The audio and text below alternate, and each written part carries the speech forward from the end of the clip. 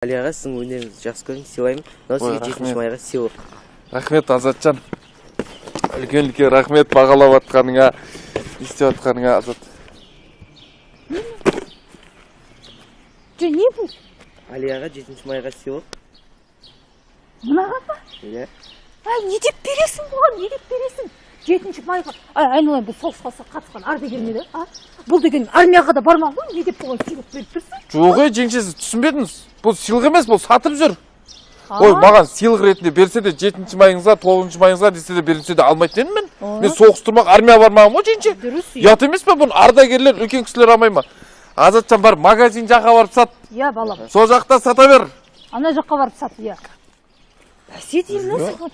Неге сен дұрыс айтасың бар ғой? Ардагерлерге сыйлық беру керек. Дұрыс. Жүр үйге кір, шәшем. Бара беріңіз, жеңше, өзім барам. Магазин жаққа барып кетейін.